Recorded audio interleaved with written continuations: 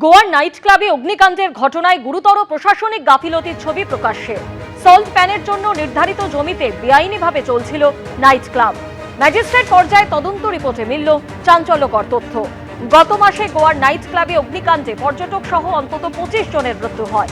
সেই ঘটনায় তদন্ত কমিটি গঠন করেছিল গোয়ার সরকার। বর্ষবরণের রাতে পিকনিক করতে গিয়ে খুন যুব তৃণমূল নেতা। রায়গঞ্জে জেলা যুব তৃণমূল সহ সভাপতির রহস্য মৃত্যু। এই ঘটনায় দুজনকে গ্রেফতার করেছে পুলিশ। ধৃত দুজনের থেকে উদ্ধার আগ্নেয়াস্ত্র পুলিশ সূত্রে খবর। এলাকার সিসি ফুটেজ খতিয়ে দেখে গ্রেফতার করা হয়েছে দুজনকে।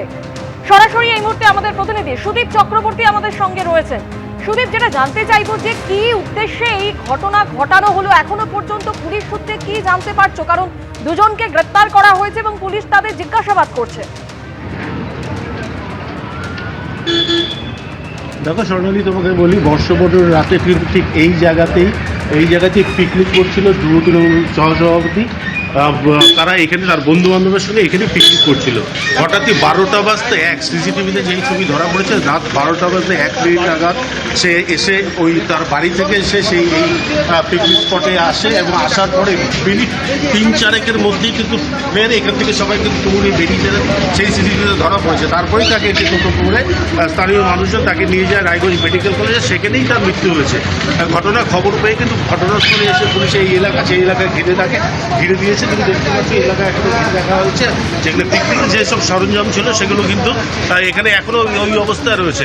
পুলিশ কিন্তু আশপাশের সিসিটিভি ফুটেজ দেখে কিন্তু পুলিশ ইতিমধ্যে পিন্টু সাহা ও শুভম পাল নামে দুজনকে পুলিশ গ্রেপ্তার করেছে।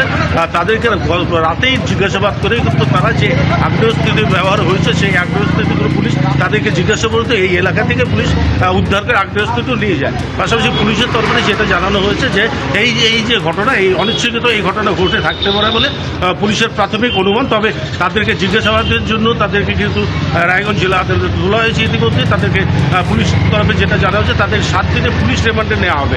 কারণ তাদেরকে জিজ্ঞাসাবাদ করে জানা যাবে, জানতে চাইবে পুলিশ বা পুলিশের যাদের তরফে জানানো হয়েছে তাদেরকে জিজ্ঞাসাবাদ করেই কারণ জানতে চাইবে কী কারণে, পুরনো শত্রুতা চেন নাকি পলিটিক্যাল কোনো বিষয় রয়েছে, সেই কারণে কি তাকে খুন করা হতে পারে, সেই জিনিসটা পুলিশ খতিয়ে দেখছে। পাশাপাশি যে যুব তৃণমূলের যে সহসভাপতি নববিন্দু ঘোষ, তার বাবা মা ইতিমধ্যে খুনের মামলা রুজু করেছে রায়গঞ্জ থানাতে।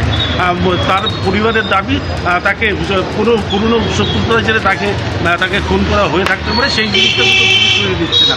পুলিশের তরফে এখনও পর্যন্ত কিন্তু সরাসরি আমাদের কিছু না জানালেও পুলিশের একটি সূত্র জানাচ্ছে যে অনিশ্চিতভাবে এই খুনের ঘটনা ঘটতেও পারে। তবে পুলিশ সব দিক খতিয়ে দেখেই কিন্তু এই তদন্তে এগোতে চাইছে।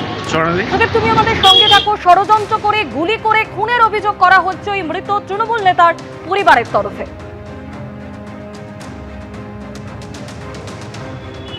দাদা, আমি সে সম্বন্ধে কিছু জানি না। রাত্রে 12টার সময় আমাদের ওখানে পিকনিক হচ্ছিল, তার আগে এসে মা আমাদের সঙ্গে হ্যাপি নিউ ইয়ারে করে তারপরে বাড়িতে গেল। তো ওখানে একটা ওর ফোনও ছিল, বলল যে মা আমার ফোন আছে ওখানে, হ্যাঁ জানো ফোনটার কত দাম? বললো 1 লাখ 1.5 লাখ টাকার মতো। হ্যাঁ, তো যাই হোক, সেই সম্বন্ধে ওর তো কিনেছে, ও কদিন আগে কিনেছে ওকে। আর তারপরে আর কিছু জানি না দাদা। আমরা দাদা আর কি চাবো, যে ধরা পড়ুক, আর কি কেন ওটা হলো সেটা তো জানতে হবে, যে ব্যাপারটা কি জন্য হলো।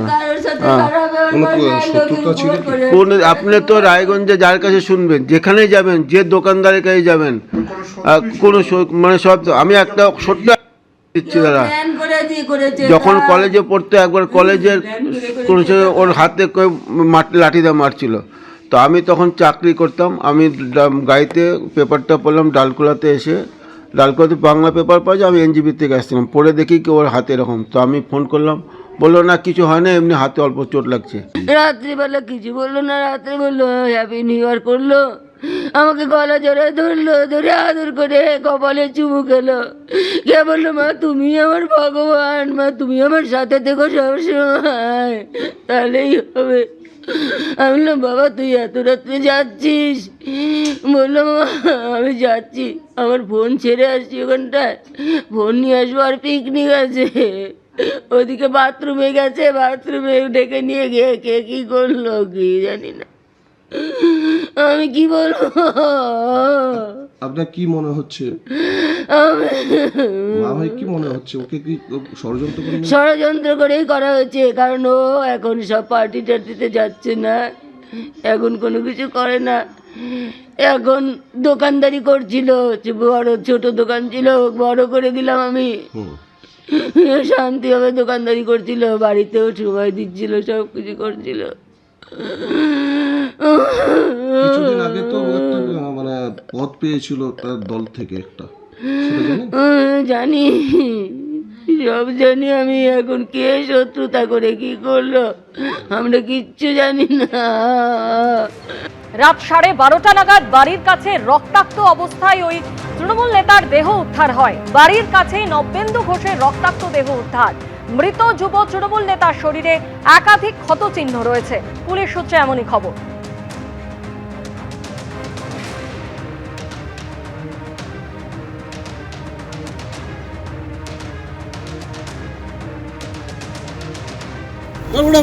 রাত্রে 12টার সময় আমাদের ওখানে পিকনিক হচ্ছিল, তার আগে এসে মা আমাদের সঙ্গে হ্যাপি নিউ ইয়ারে শুনলাম যে রাত্রিবেলা এখানে গুলি হয়েছে। হ্যাঁ, এই যে আমাদের পাশে বাড়ি নবেন্দুকে নাকি গুলি করে গেছে। কারা গেছে এটা আমরাও জানি না, কেউ জানে না। যারা ছিল তাদেরকেও আমি দু একজনকে জিজ্ঞেস করলাম, বললো যে না। তো এই পিকনিকটা এখানে হয়েছে, এখানে কি গুলি টুলি হয়েছিল? না, এখানে কিচ্ছু ব্যাপার নেই। গুলিটা কোথায় হয়েছিল? ওই যে মাঠে। এই ঘটনায় যদিও ইতিমধ্যে দুজনকে গ্রেপ্তার করেছে পুলিশ এবং তাদেরকে জিজ্ঞাসাবাদ করে পুলিশ জানার চেষ্টা করছে যে কি কারণে এই ঘটনা ঘটলো। অন্যদিকে স্থানীয় যারা বাসিন্দা তারা দাবি করছেন যে যে জায়গায় পিকনিক চলছিল সেখানে হঠাৎ করে বিকট শব্দ শোনা যায় এবং তারপরে তারা যখন যায় দেখে ওই তৃণমূল নেতার দেহ পড়ে রয়েছে এবং ওই অবস্থাতে তাকে হাসপাতালে নিয়ে যাওয়া হলে চিকিৎসকরা ওই তৃণমূল নেতাকে মৃত ঘোষণা করে।